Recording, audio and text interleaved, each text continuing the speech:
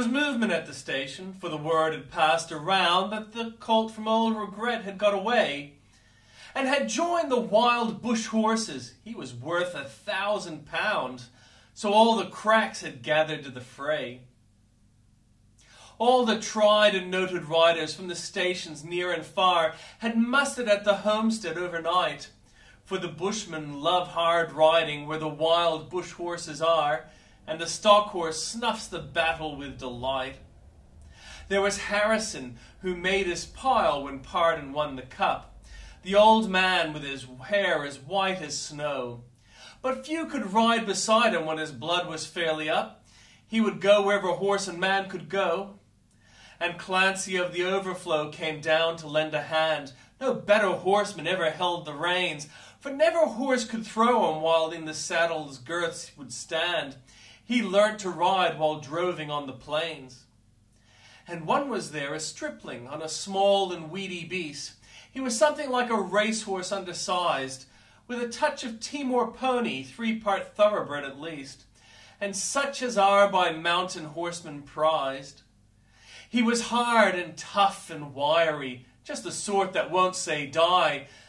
There was courage in his quick, impatient tread, and he bore the badge of gameness in his bright and fiery eye, and the proud and lofty carriage of his head. But still so slight and weedy, one would doubt his power to stay, and the old man said, "That horse will never do. For a long, a tiring gallop, lad, you'd better stop away. Those hills are far too rough for such as you." So he waited, sad and wistful. Only Clancy stood his friend. "I think we ought to let him come," he said. "I warrant he'll be with us when he wanted at the end, for both his horse and he are mountain bred. He hails from Snowy River up to Kosciuszko's side, where the hills are twice as steep and twice as rough, where a horse's hooves strike firelight from the flintstones every stride.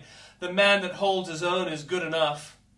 And the Snowy River riders on the mountains make their home, where the river runs those giant hills between. I have seen full many horsemen since I first commenced to roam, but nowhere yet such horsemen have I seen." So he went. They found the horses by the big mimosa clump. They raced away towards the mountain's brow. And the old man gave his orders, "Boys, go at them from the jump. No use to try for fancy riding now. And Clancy, you must wheel them. Try and wheel them to the right. Ride boldly, lad, and never fear the spills. For never yet was rider that could keep the mob inside if once they gained the shelter of those hills." So Clancy rode to wheel them. He was racing on the wing, where the best and boldest riders take their place. And he raced his stock horse past them, and he made the ranges ring with the stock whip as he met them face to face. Then they halted for a moment while he swung the dreaded lash, but they saw their well-loved mountain full in view. And they charged beneath the stock whip with a sharp and sudden dash, and off into the mountain scrub they flew. Then fast the horsemen followed where the gorges deep and black resounded to the thunder of their tread. And the stock whips woke the echoes, and they fiercely answered back from the cliffs and crags that beetled overhead. And upward, ever upward, the wild horses held their way, where mountain ash and Currajong grew wide. And the old man muttered fiercely, "We may bid the mob good day. No man can hold them down the other side."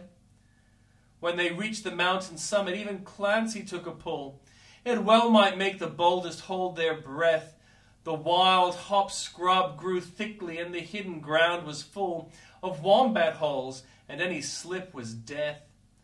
But the man from Snowy River let the pony have his head, and he swung his stock whip round and gave a cheer. And he raced him down the mountain like a torrent down its bed, while the others stood and watched in very fear. He sent the flintstones flying, but the pony kept his feet. He cleared the fallen timber in his stride, and the man from Snowy River never shifted in his seat. It was grand to see that mountain horseman ride. Through the stringy barks and saplings on the rough and broken ground, down the hillside at a racing pace he went. And he never drew the bridle till he landed safe and sound at the bottom of that terrible descent. He was right among the horses they climbed the further hill, and the watchers on the mountain standing mute. So on plied the stock whip fiercely, he was right among them still, as he raced across the clearing in pursuit. Then they lost him for a moment, where two mountain gullies met. In the ranges but a final glimpse reveals, on a dim and distant hillside, the wild horses racing yet, with the man from Snowy River at their heels. And he ran them single-handed till their sides were white with foam. He followed like a bloodhound on their track, till they halted, cowed and beaten. Then he turned their heads for home, and alone and unassisted brought them back. But his hardy mountain pony, he could scarcely raise a trot. He was blood from hip to shoulder from the spur. But his pluck was still undaunted, and his courage fiery hot, for he never yet was the mountain horse a cur. And down by Kosciuszko, where the pine-clad ridges raise their torn and rugged battlements on high, where the air is clear as crystal, and the white stars fairly blaze at midnight in the cold and frosty sky, and where around the overflow the reed beds sweep and sway to the breezes, and the rolling plains are wide, the man from Snowy River is a household word today, and the stockmen tell the story of his ride.